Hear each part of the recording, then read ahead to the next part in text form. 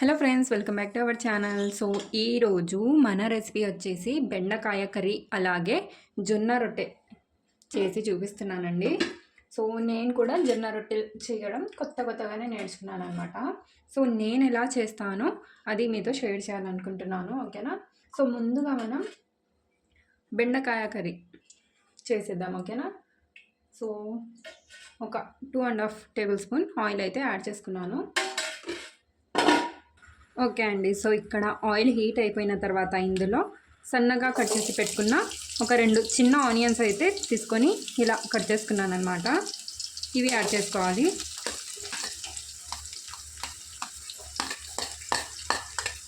ఓకేనా. ఇప్పుడు ఒక 2 మినిట్స్ వరకు వీటిని ఫ్రై చేసుకోవాలి ముందుగా. ఓకే అండి. సో ఇక్కడ 1 మినిట్ వరకు ఫ్రై చేసుకున్న తర్వాత పసుపు నేనైతే ఇప్పుడే యాడ్ చేస్తాను. సో ఒక 1/2 టీ స్పూన్ వరకు పసుపు అయితే యాడ్ చేసుకోవాలి.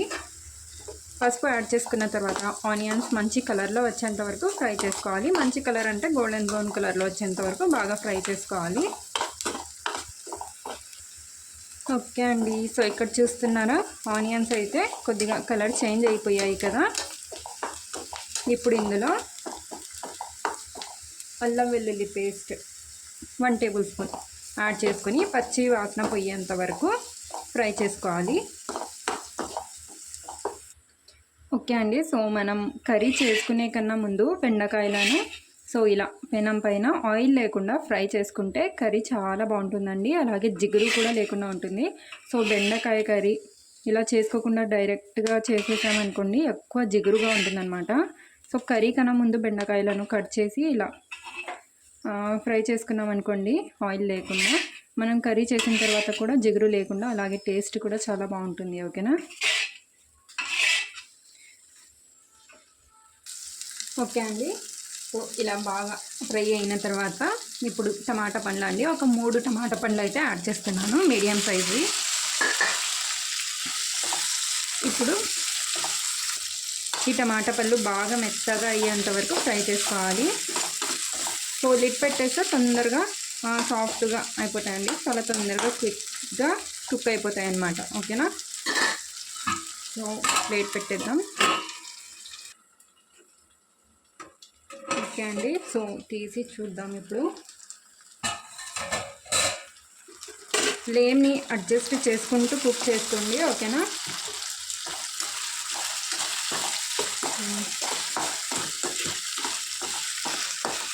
టమాటాలు కొద్దిగా సాఫ్ట్గా అయ్యి ఉంటాయి కదండి, అప్పుడు ఇలా మ్యాష్ చేసుకుంటే ఇంకా అన్నీ బాగా మ్యాష్ అయిపోతాయి అన్నమాట టమాటాస్, ఓకేనా. ఇలా మ్యాష్ చేసుకుంటూ వీటిని ఫ్రై చేసుకోవాలి.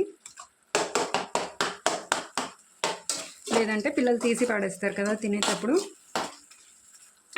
ఇలా మ్యాష్ చేసుకుంటే మొత్తం మిక్స్ అయిపోతుంది. ఓకే అండి. ఇప్పుడు టమాటాలు అయితే రెడీ అయిపోయాయి కదా. ఇప్పుడు ఇందులో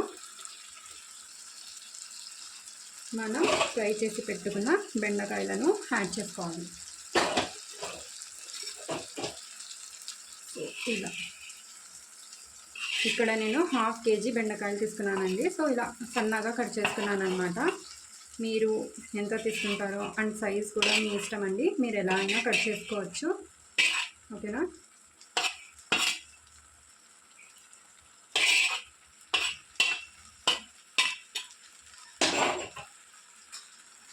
ఇలా యాడ్ చేసుకున్న తర్వాత ఇప్పుడు ఇందులోనే అన్ని మసాలాలు కూడా యాడ్ చేసుకుందాం.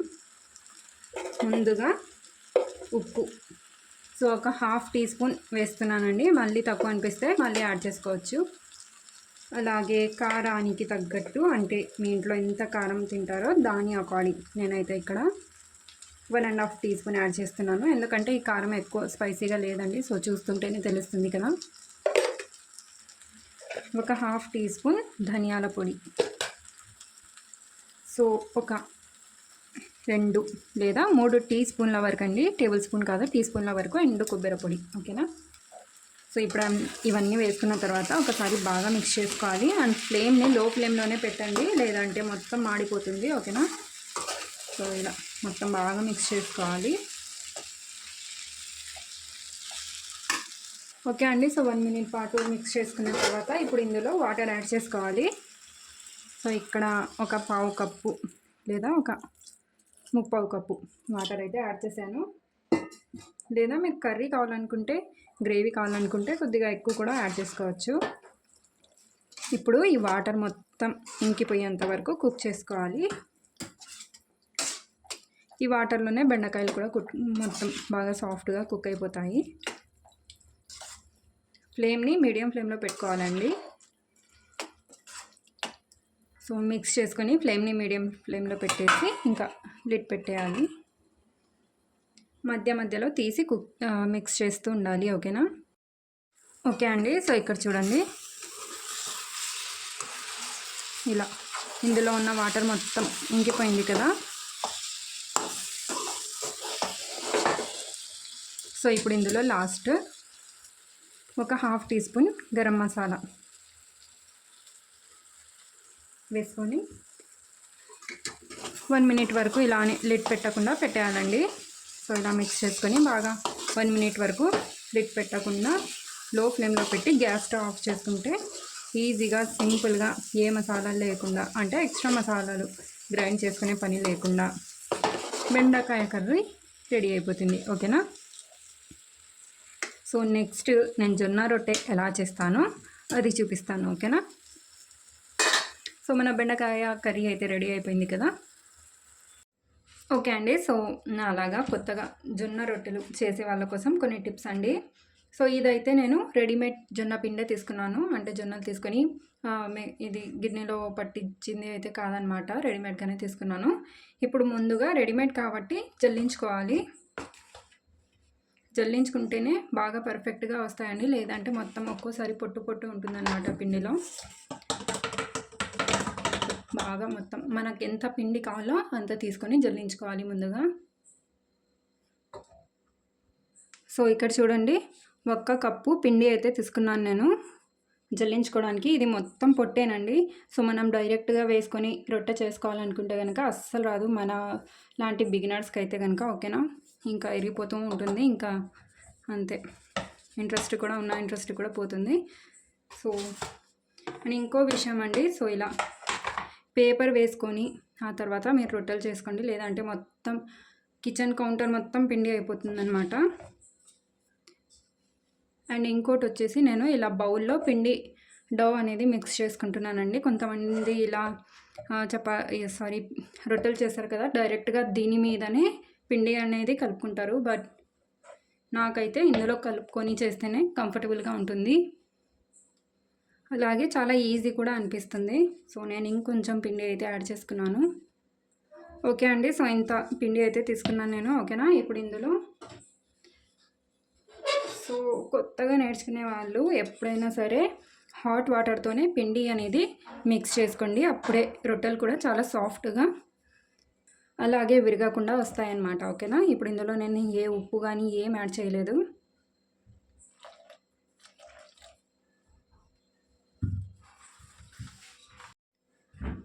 ఓకే అండి. సో ఇక్కడ చూడండి, పిండి అయితే ఇలా కలుపుకున్నాను అనమాట.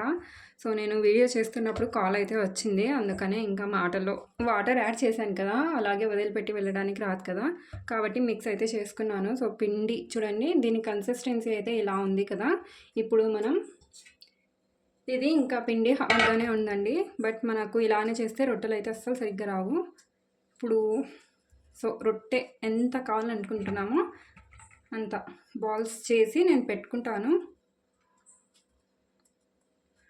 ఓకేనా? సో ఈ సైజులో నేను అన్నీ డివైడ్ చేసి అయితే పెట్టేసుకుంటున్నాను. ఓకే అండి. సో ఇక్కడ చూడండి 6 అయ్యాయి అన్నమాట మొత్తం. ఇప్పుడు ఒక్కోటి తీసుకొని, ఏం లేదండి, జస్ట్ హాట్ వాటర్ వేసి మనం మిక్స్ చేసుకోవడమే, అంతే. అది కట్ అయిపోయింది చెప్పాను కదా, కాల్ వచ్చిందని. సో ఇప్పుడు ఇంకా పిండి గట్టిగా ఉందని చెప్పాను కదా, సో ఒక్కోటి తీసుకొని మనం డివైడ్ చేసి పెట్టుకున్నాం కదా, అది తీసుకొని ఇలా హాట్ వాటర్ అండి. సో ఇలా ఇంకా బాగా సాఫ్ట్గా ఇలా మిక్స్ చేసుకోవాలన్నమాట. సారీ ఇలా నీట్ చేసుకోవాలి. సో ఎంత బాగా ఎంత సాఫ్ట్గా నీట్ చేస్తామో అంత పర్ఫెక్ట్గా అయితే వస్తుంది.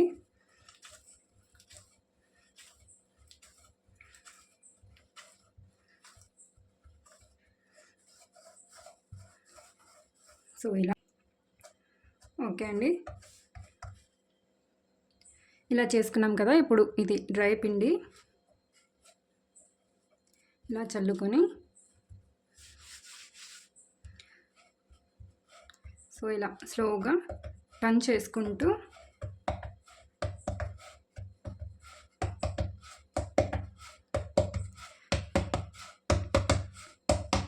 ఇలా స్ప్రెడ్ చేసుకోవాలి. ఓకేనా.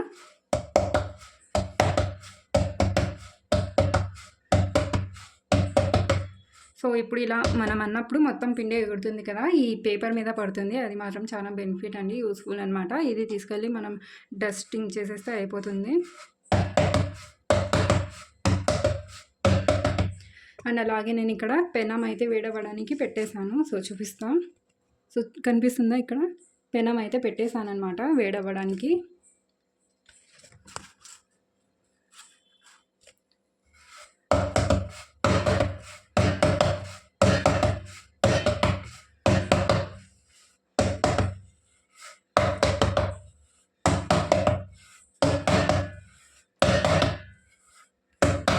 ఇలా స్లోగా టర్న్ చేసుకోండి, లేదంటే విరిగిపోయే ఛాన్స్ ఉంటుంది.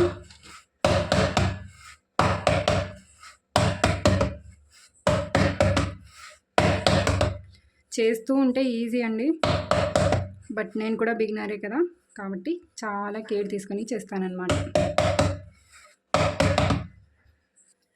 ఓకే అండి. సో ఇక్కడ కనిపిస్తుంది కదా, నేనైతే ఇంత చిన్నగా చేశానన్నమాట. సో స్లోగా ఎత్తేసి పెనం మీద వేసేయాలి. కటింగ్ పానిమే. సో ఇక్కడ హై ఫ్లేమ్లో ఈ రొట్టె బాగా కాలేంత వరకు పెట్టేసుకోవాలి. సో ఇక్కడ వాటర్ పెట్టానండి, అండ్ ఒకటి మంచి వాష్ చేసిన క్లాత్ తీసుకొని అందుక సో పొగలు వస్తూ ఉంటాయండి అప్పుడే ఉల్టానే. సో ఇలా వాటర్ వేసిన వెంటనే ఇంకా దీన్ని టర్న్ చేసుకోవాలి. సో ఇలా సైడ్స్కి ये उठाने भी कच्चा है.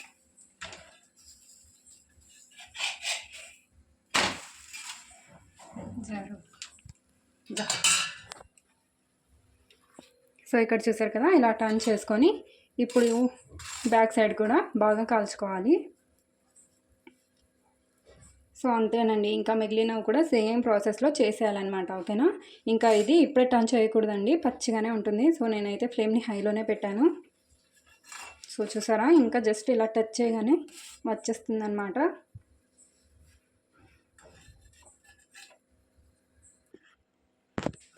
ఓకే అండి. సో ఇప్పుడు ఇలా టర్న్ చేసుకోవాలి. ఎక్కడెక్కడ పచ్చిగా ఉందో మనం చూసుకుంటూ కాల్చుకోవాలన్నమాట ఇలా. ఓకేనా. సో అప్పుడే కనిపిస్తుంది కదా ఎక్కడెక్కడో పచ్చిగా ఉంది అని. సో ఇలా పచ్చిగా ఉన్న చోట మొత్తం ఇలా కాల్చుకోవాలి. సో బిగినర్స్ కోసం అండి.